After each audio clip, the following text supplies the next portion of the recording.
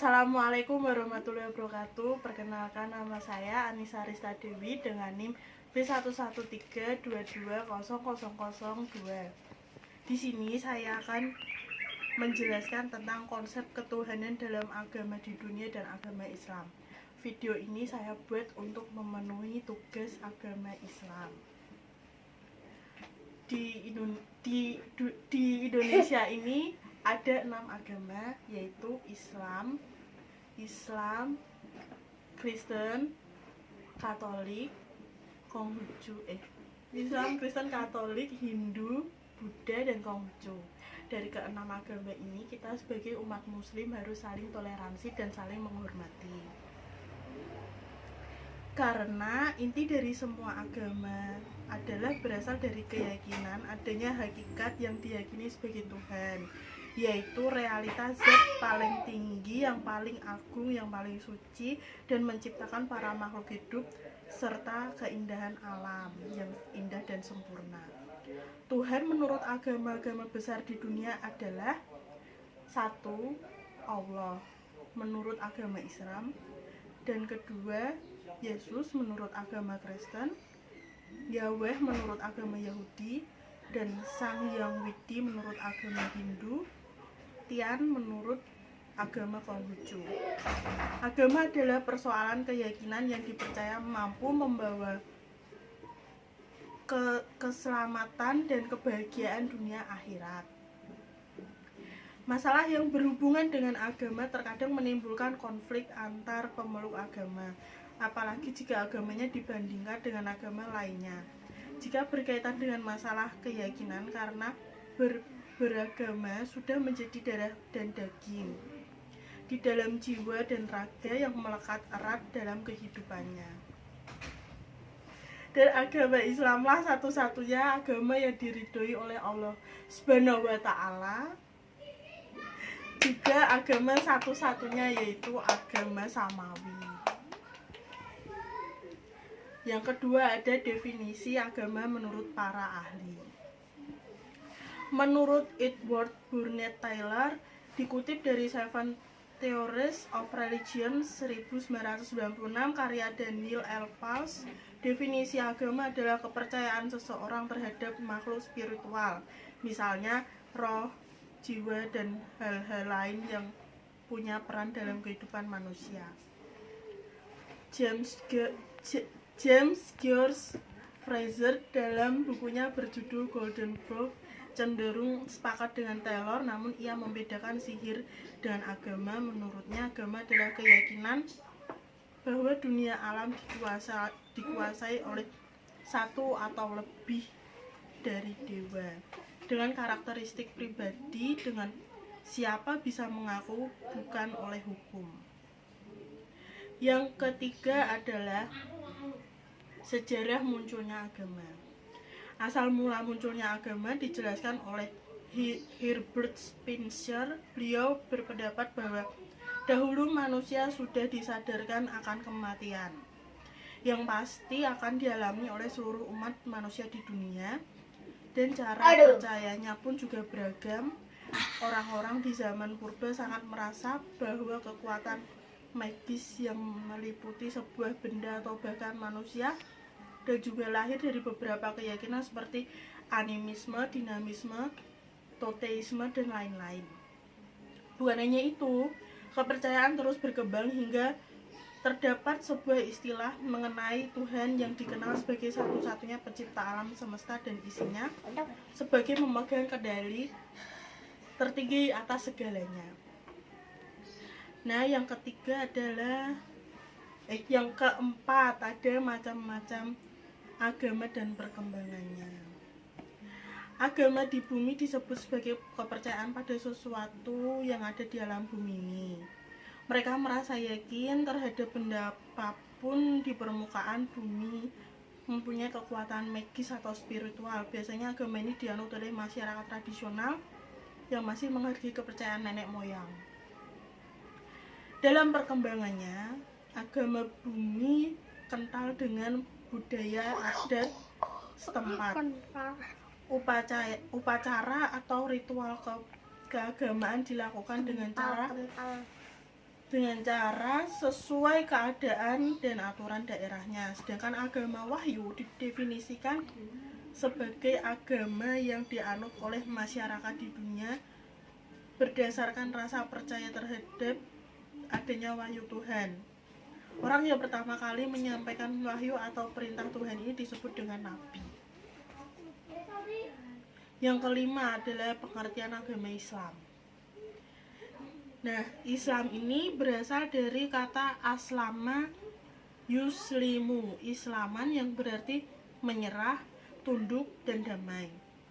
Dalam pengertian bahasa Islam mengandung makna umum, bukan hanya nama dari suatu agama.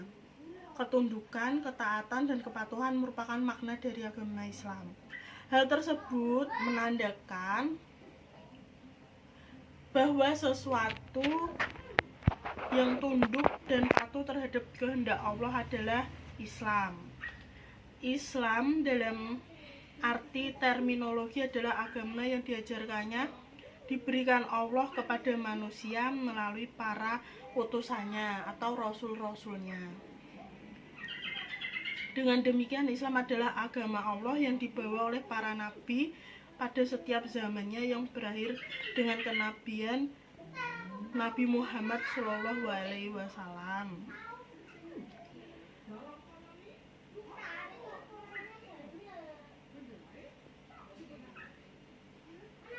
Yang kelima adalah sumber agama Islam. Dalam keputusan hukum Islam, sumber hukum Islam sering diartikan dengan dalil hukum Islam atau pokok hukum Islam. Ajaran Islam yang dibawa oleh Nabi Muhammad SAW merupakan satu-satunya agama samawi yang masih hidup hingga sekarang. Ia berbeda dengan agama lain sebagaimana firman Allah dalam surah Al-Anbiya ayat 107 yang artinya, dan kami tidak mengutus engkau melainkan untuk menjadi rahmat bagi seluruh alam. Yang keenam adalah kebenaran agama Islam. Agama Islam satu-satunya agama yang paling benar dan diridhoi dan juga diterima oleh Allah Subhanahu wa taala. Setelah diutusnya Nabi Muhammad SAW, maka seorang Yahudi, Nasrani, dan yang lainnya wajib masuk ke dalam agama Islam dan mengikuti Rasulullah SAW sebagaimana firman Allah dalam surah Ali Imran ayat 19 yang artinya, sesungguhnya agama Islam di sisi Allah ialah Islam. Tidaklah berselisih orang-orang yang telah diberi kitab kecuali setelah mereka memperoleh ilmu, karena kedengkian di antara mereka. Barang siapa ingkar janji terhadap ayat-ayat Allah, maka sungguh Allah sangat cepat perhitungannya.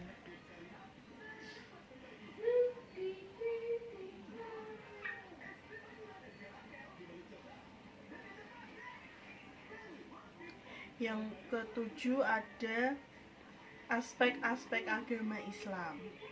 Islam merupakan agama yang sangat diridhoi oleh Allah. Para mujahid membagi Islam ke dalam 3 kerangka pokok, yaitu akidah, syariah, dan akhlak. Semua merupakan satu kesatuan yang tidak dapat dipisahkan.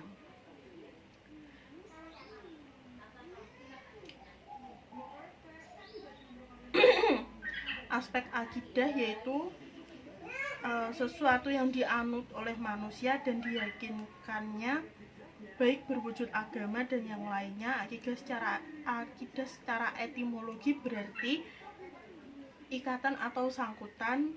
Iman dalam arti yang khusus, yakni pemikiran yang bertolak dari hati. Syahid Syabik mengatakan bahwa pengertian keamanan perkara yaitu keimanan atau akidah itu tersusun dari 6 perkara, yaitu ada marifat kepada Allah, marifat kepada alam yang ada di semesta ini, marifat dengan kitab-kitab Allah, Ma'rifat dengan Nabi serta Rasulullah, ma'rifat pada hari akhir, dan ma'rifat kepada takdir.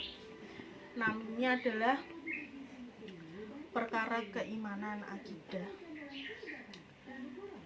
yang firmannya tercantum dalam surah Jumu'ah ayat 2 yang artinya, dialah yang mengutus kepada kaum yang buta huruf seorang rasul di antara mereka yang membacakan ayat-ayatnya kepada mereka, mensucikan mereka dan mengatakan mereka kitab dan hikmah, as-sunnah, dan sesungguhnya mereka benar-benar dalam kesesatan yang nyata. Yang kedua ada aspek syariah.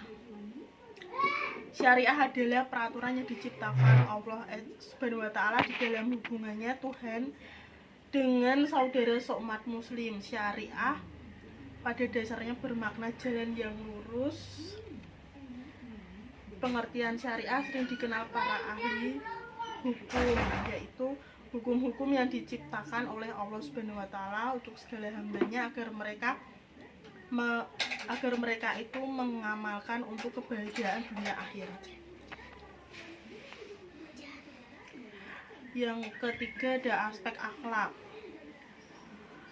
Aspek akhlak, perilaku atau akhlak dalam ajaran pokok agama Islam adalah akhlak ini sendiri merupakan sikap-sikap atau pola perilaku manusia yang menjadi hasil pelaksanaan dua aspek sebelumnya, yaitu akidah dan syariah.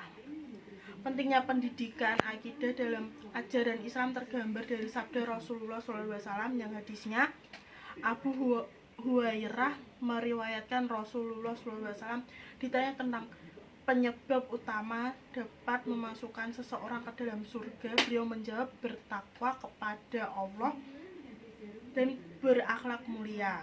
HR Tirmidzi. Ketiga aspek ini berdiri sendiri. Sebaliknya, ajaran pokok agama Islam yang terdiri dari tiga aspek tersebut berintegrasi untuk membentuk kepribadian manusia yang utuh atau holistik pada seorang muslim. Sebagaimana terkandung dalam surah Al-Baqarah ayat 208 yang artinya, wahai orang-orang yang beriman, masuklah ke dalam Islam, kedamaian secara menyeluruh, kafah atau holistik, dan janganlah ikuti langkah-langkah setan, sesungguhnya ia adalah musuh nyata bagimu. Baik, terima kasih, cukup itu yang saya sampaikan. Kurang lebihnya saya mohon maaf, karena kesempurnaan hanya milik Allah Subhanahu wa Ta'ala. Wassalamualaikum warahmatullahi wabarakatuh.